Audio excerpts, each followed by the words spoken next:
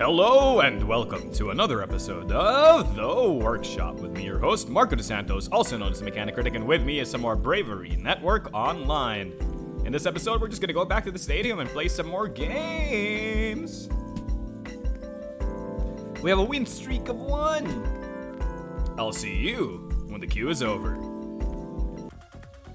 Alright, we're against Pelican with a Fel team. For the uninitiated, Fel's entire captain plan is if they die while they have maximum batteries, Fel will lose control and basically come back, rise like the phoenix from the ashes, and clear all feelings, and then their trait becomes I can't control it, which means that all of their attacks crit, but all their batteries break as well. A good starter for this would be Zell or Eric. I highly doubt they'll start with Wendy's or Sayla.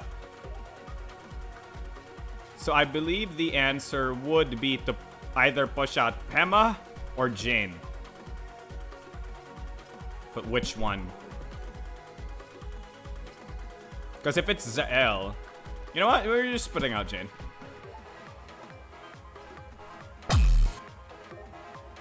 Sayla? Oh, I mean, look, I can thank you for days, friend.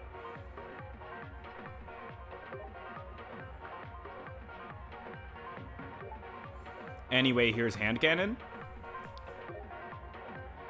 Will they... So here's the thing. I think they'll just swap to their Zael, so I'll just bypass claws. Godlike.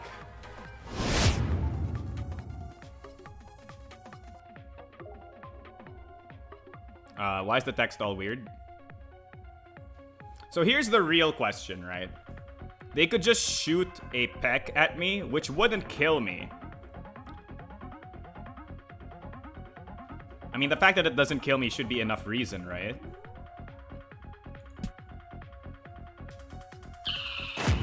Yeah, that's not gonna kill me. Maybe I should have swapped in Molly. I think I should have swapped in Molly, maybe. But hide scientist 2020.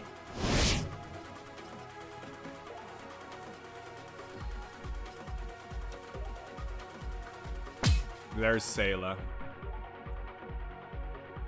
Truly annoying. I think I'll get flickered here.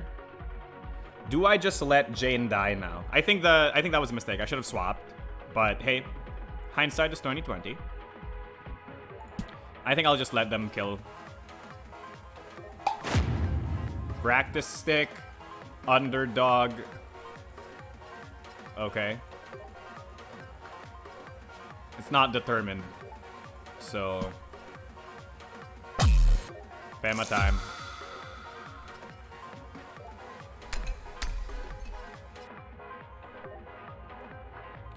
No one else can really resist firewalls, so... Like, whoever you bring in gets kinda wrecked. Oops. I need to remember to always turn my Steam friends list off, because I don't like it whenever that pops up on the screen. Yeah, no one on their team can really resist firewall.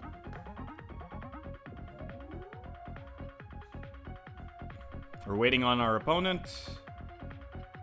I wonder what they're thinking. Yeah, so in my mind, I should have probably pivoted into my Molly. Oh, it's Wendell. Okay. That should get rid of their Gloam Locket. If they had one. And then we can just flicker. There's no way that Wendell's faster than Flicker, because Wendell has no access to priority moves.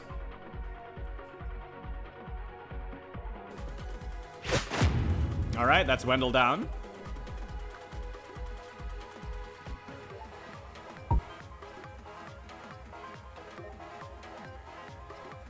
Bama just tearing through teams without me really doing much. Yeah, that Jane sack was not ideal. That was truly my bad. Okay, so now they know my whole set. I believe you're weakest to... yeah. There's no way that you can one-shot my character. They just conceded. Alright. Cool, good game, good game. A bit anticlimactic. Alright, let's analyze a little bit what we did there before we go into a second game in the next episode. But if we go into the locker room and we see where I went wrong, personally, I think my biggest mistake was sacking my Jane. I have a bad habit of sacking characters a bit too often, when in reality, I shouldn't be doing that.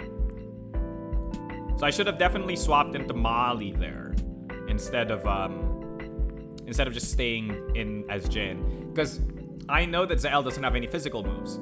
So I should have just brought in Molly and then written them up or lunch invited them or something. Like, Molly could just tank anything there for days.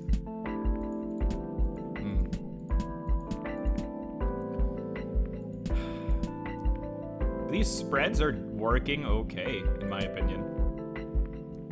Yeah. Cherry with Haughty instead. Make Decoy. I'm not sure if Decoy has been working out really well. I could just use Firewall instead for coverage. Shooting with an 80 with an 80 digital attack isn't too terrible. Because having access to more digital coverage would be kind of good. So that's my first candidate for a change right there. Make a Decoy for something like Firewall. Regardless, that's it for this episode. I hope you enjoyed it. If you have any comments, questions, or suggestions about the team, put them in the comment section down below, and I'll see you in the next one. Bye!